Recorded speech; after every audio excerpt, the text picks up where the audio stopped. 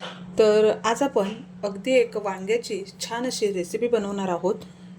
भरलं वांगं, वांग्याची चटणी, अशा खूप साऱ्या वांग्याच्या रेसिपी तुम्ही पाहिल्या असतील. पण आजची ही रेसिपी अगदी साधी सोपी अशी आहे आणि बनवायलासुद्धा खूप छान आहे. आणि अशी आहे की नुसती भाताबरोबरसुद्धा तुम्ही खाऊ शकता. चपाती आणि भाकरीबरोबर तर सुंदर लागतेच. कशी बनवायची चला पाहूया. तर त्यासाठी आपण अगोदर एक वाटण बनवून घेऊया आणि नंतर या वांग्याचे काप करून घेऊया. तर पॅनमध्ये मी थोडंसं शेंगदाणे घेतलेले आहेत. तुम्ही इथे शेंगदाण्याऐवजी खोबरंसुद्धा वापरू शकता किंवा शेंगदाण्यामध्येच थोडंसं खोबरंसुद्धा घेऊ. यामध्ये मी अर्धा इंच आलं घेतलेलं आहे, 4 ते 5 लसूण पाकळ्या, 1 चमचा जिरं आणि थोडेसे तीळ घेतलेले आहेत. आता इथे तुम्ही अख्खे धणेसुद्धा घालू शकता. यामध्ये मी 1 चमचा धणे घातलेले आहेत. तीळ अगदी पटकन तडतडले जातात. खूप जास्त परतायची गरज नाही. त्याचा कच्चेपणा निघून जाईपर्यंत आपल्याला हे परतून घ्यायचं आहे.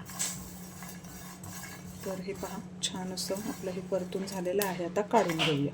तर थंड झालेलं आहे, मिक्सरच्या भांड्यात काढून घेतलेलं आहे. आता वाटून घेऊया. तर हे पहा, वाटून झालेलं आहे आणि आपला वाटून झालेला आहे. आता हे जे वांगं आहे तर ते आपण कट करून घेऊया. तर आपल्याला अशा प्रकारे ह्याच्या स्लाइस बनवून घ्यायच्या आहेत. हे पाहू शकता तुम्ही अशा प्रकारे.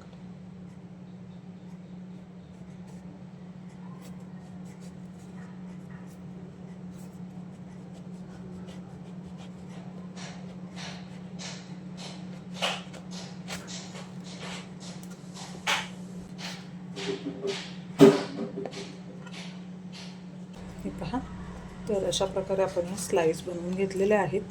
तुम्ही पाहू शकता. आता हे काळं पडेल म्हणून आपल्याला अगदी झटपट हे करायचे आहेत. आणि काय करायचं आहे, आपण फिशला कसं चिरा देतो त्याप्रमाणे यालासुद्धा अशा चिरा द्यायच्या आहेत.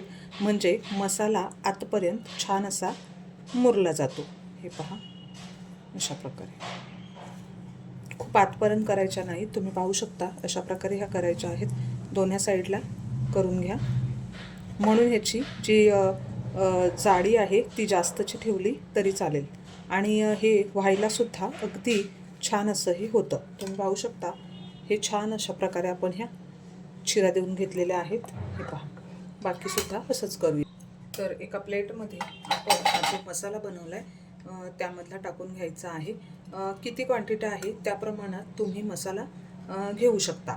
आणि यामध्ये पाणी न घालताच वाटायचं आहे, कारण पाणी घातल्यावर जो मसाला आहे तर तो राहिला तर आपल्याला वापरता सुद्धा येतो म्हणून. तर इथे मी 2 मोठे चमचे मसाला घेतलेला आहे आणि त्यामध्ये 1 चमचा लाल तिखट घातलेला आहे, थोडीशी हळद घातलेली आहे, 1 चमचा गरम मसाला घातलेला आहे, चवीनुसार मीठ घालूया आणि हे छान मिक्स करून घेऊया. यामध्ये आपण पाणी घालूया म्हणजे मसाला छान याला बसला जाईल.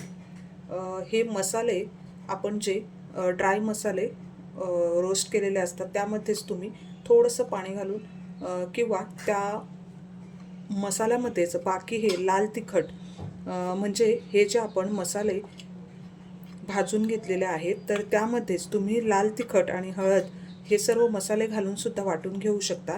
म्हणजे अगदी लगेच हा आपला मसाला तयार होतो. तर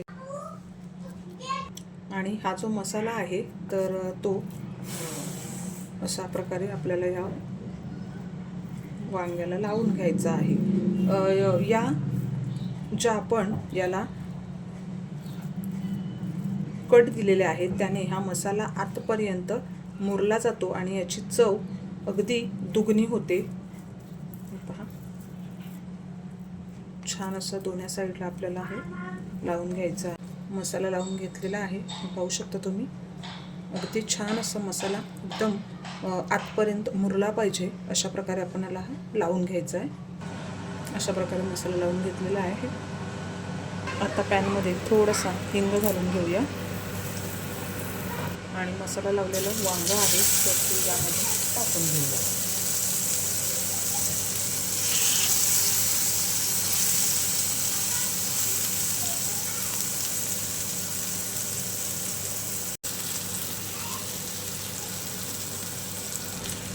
आणि यावर झाकण ठेवूया. तर हे पहा, आता पट्टी करून घेऊया. अगदी सुंदर असं हे होतं.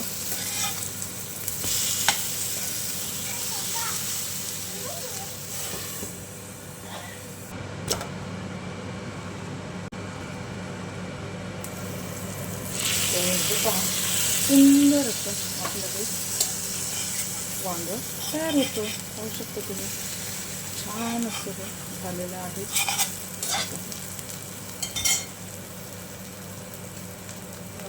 थोडीशी कोथिंबीर घालून घेऊया. तर हे पहा, किती सुंदर असं आपलं हे वांगं तयार झालेलं आहे. अगदी चवीला सुद्धा खूप छान लागतं आणि होतं सुद्धा झटपट. हे पहा, अगदी सुंदर होतं आणि आपण ह्या चिरा दिलेल्या असल्यामुळं ते पटकन शिजलं सुद्धा जातं. तर आणि हे नुसतं वरण भाताबरोबर किंवा सुक्या भाताबरोबर सुद्धा खूपच छान लागतं. चपाती आणि भाकरीबरोबर तर अप्रतिम लागतं. तर तुम्हीसुद्धा अशा प्रकारे हे वांगं नक्कीच बनवून पहा. तुम्हाला सुद्धा ही रेसिपी नक्कीच आवडेल. रेसिपी आवडल्यास लाईक आणि शेअर करा. चॅनलवर नवीन असाल तर सबस्क्राईब करायला विसरू नका. आणि पुन्हा भेटूया